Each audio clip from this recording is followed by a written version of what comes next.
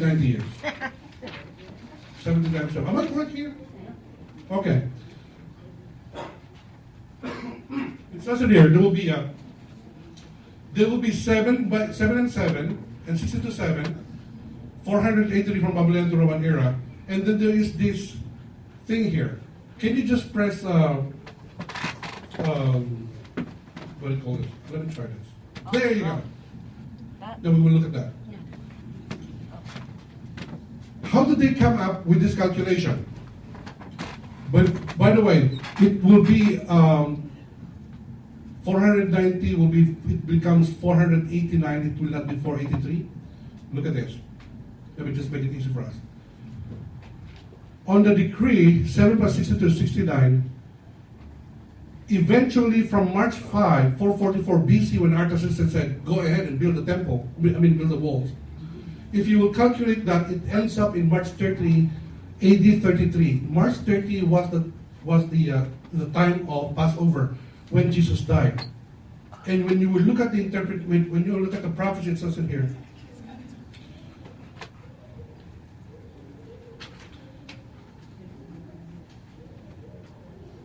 "77 are decreed for your people and to your holy city to put an end to sin, to atone for wickedness, and to bring everlasting righteousness."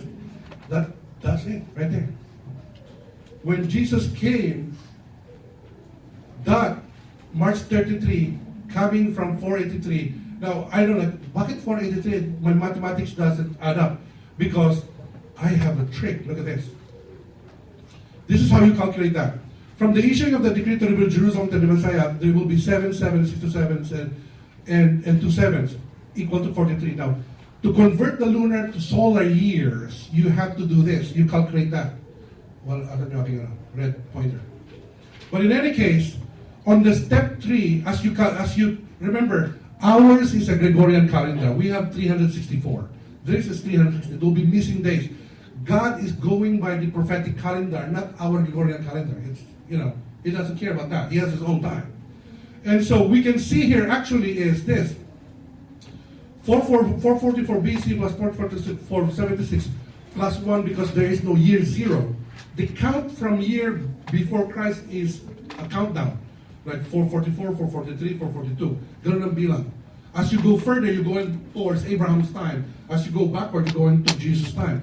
There is no 0 year. So 1 becomes 1 AD and 1 BC is the same. So it's just 1 year.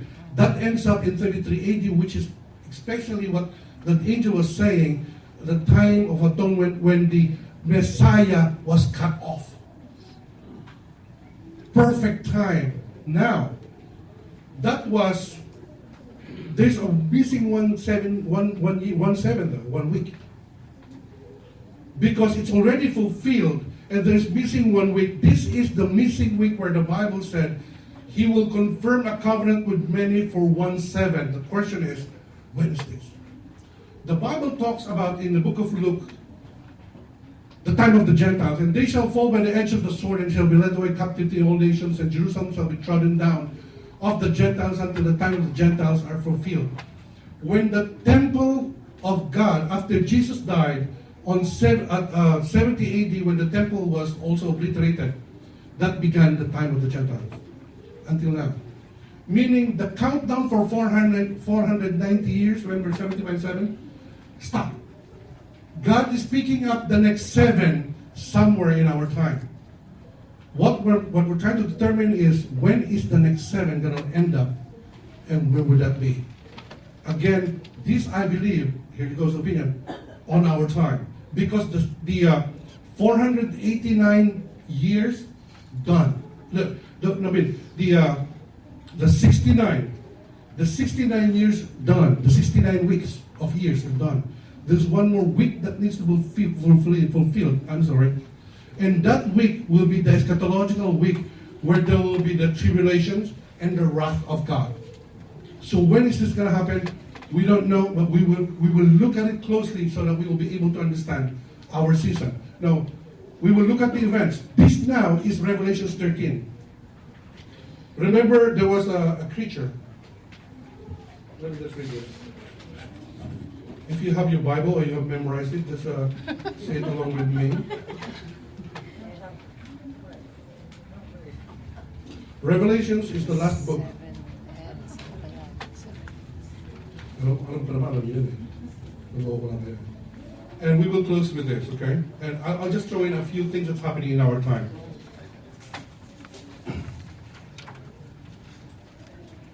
The dragon stood on the shore of the sea, and I saw a beast coming out of the sea. Now, when it says the dragon stood at the edge of the sea, at the shore of the sea, it's talking about the Mediterranean Sea. The dragon is Satan. It's symbolic of Satan.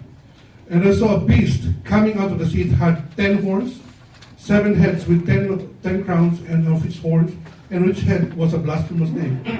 The beast I saw resembled a leopard. Which kingdom was leopard? The Greek. But this is now an amalgamation. Okay, it's not just one beast, leopard. But this is the description of one beast with many parts. That's different. The beast I saw resembled a leopard, but he had feet like those of a bear. Look at that. A leopard with claws of bear. And what kingdom is the bear? The Babylonians, the Persians, the Medo Persians, okay? And the mouth was that of a lion, and the lion would be. Can you see that? It came from the same ocean. And then when we were reading Daniel earlier, they said that judgment was laid out on that evil beast, and he was thrown into the fire. But the other 3 was what? Taken out of commission, but they were kept alive. Okay? And the next beast that came up became a Frankenstein of all this. Nakakatakot. One of the heads of the beast seemed to have had a fatal wound, but the fatal wound had healed, and the whole world was filled with wonder and followed the beast. The people who worshipped the dragon because he had given authority to the beast, and they worshipped the beast, and they asked, "Who is like the beast? Who can wage war against it?" The beast was given a mouth to utter proud words and blasphemies, to exercise its authority for 42 months. How many years? 42 months? 42 divided by 12. 3.5 years. 3.5 plus 3.5 is? There goes, you're missing 7. So we found the other half. It opened its mouth to blaspheme God and to slander his name and his dwelling place and those who live in heaven. It was given power to wage war against God's people and to conquer them. It was given authority over every tribe, people, language, and nation. All inhabitants of the earth will worship the beast, all those names that have been written in the Lamb's book of life. The Lamb who was slain from the creation of the world. Whoever has ears, let him hear. If anyone is to go into captivity they will go. If anyone is to be killed with the sword they will be killed. This calls for patient endurance and faithfulness on the part of the saints. Now, let me read this at the end here of 13. Verse 14. Because of the great sign was given power to perform on behalf of the first beast. It deceived the inhabitants of the earth. It ordered them to set out an image in honor of the beast who was wounded by the sword and yet lived. This was the beast, the initial beast of Jesus coming up now. The second beast was given power to give breath to the image of the first beast so that the image could speak and cause all who refused to worship the image to be killed. It also forced all people, and great and small, rich and poor, free and slave, to receive the mark on their right hand and on their foreheads, so that they could not buy or sell unless they had the mark, which is the name of the beast or the number of its name. This calls for wisdom, that the people who has insight calculate the number of the beast. It is the number of a man. The number is 666. Now, it's interesting. We read in Daniel that first beast, the fourth one, the Roman beast, was slain, and then he came back. Revelation 13 said, wow, he's back. They were like, amazing. And so they started worshiping. That's when they started instituting this 666 thing that you cannot buy. You cannot go to church without your mark 666. No, that's kidding. You cannot do anything, commerce, whatever, without that mark. Now, this beast that showed up is a Frankenstein of the kingdoms. And remember the horns? 1, 2, 3, 4, 5, 6, 7, 8, 9, 10, and the 10 toes in there? This is a kingdom that has the, I would say, a picture of the Roman Empire, but not the west one. It will be the east. And again, as I mentioned, the geography of prophecies should stay where they were. And this is what I think will be happening. Touch the ear. Thanks. There will be a 10-nation confederacy within the Levant region. And that will be where the Antichrist will come. It says, we just read it here, that he will have power to rule over the earth, but he will fight the people of God. He will not fight the whole world.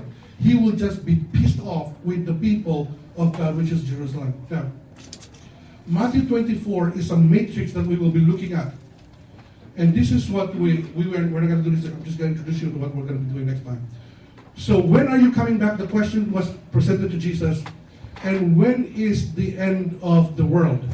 Now, he said there will be signs, and the word used there was arc.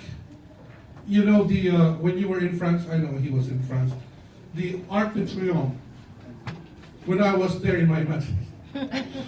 Arcs are symbols of beginning, are landmarks to look for. Okay? Like Arc de Triomphe, meaning if you see this, that's the beginning of something, and that's where you should point your compass, or that's a point of reference. Di ba sa Pilipinas, ganun? Pagdating mo doon sa malaking puno ng balite, that's arc. Arc. O pag nakita mo yung aso, tumakbo, hindi arc yun. And God said, Jesus said, and I'm going to close with this, these are the things you will see as a beginning or the arc, as a symbol that the end is here. There will be false prophets, there will be wars, nations against nations, and earthquakes and famines. I'm going to go real quick here because it's already lunchtime for a lot of us.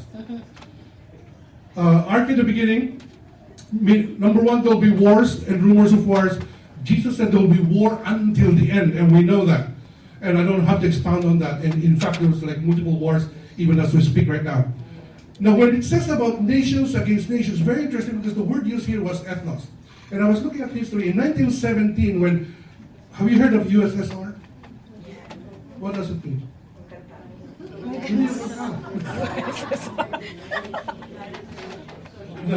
The Union of Soviet Socialist Republic. Okay. This was the Russians. They started to accumulate a lot of land. 1917, World War I has started. They were under Tsar, monarchy. And then they quit World War I because they had a revolution and they started to be Marxist. They took on the ideology of Karl Marx. And this is about no ownership, but public ownership. There's no such thing as private ownership. And for people at that time, they were so oppressed and they liked that idea. And so communism starts to flourish. China picked it up, kaya nagkaroon tayo ng tinatawag na the Berlin Wall. Have you heard about Berlin Wall? Yeah. The Iron Curtain, doon to sa Europe, Eastern Europe. And meron din tinatawag na bamboo curtain sa Asia. Just so you know. And did you know what's interesting? In 1917, 70 years after, communism collapsed. Just like that, para bang may humatsik na America was geared to fight till the end. And we're going to Bambi you to the Stone Age. And Russia said, we're going to do the same. And then suddenly, it's gone. The wall collapsed. Gorbachev said, I'm all right. Yeltsin said, me too.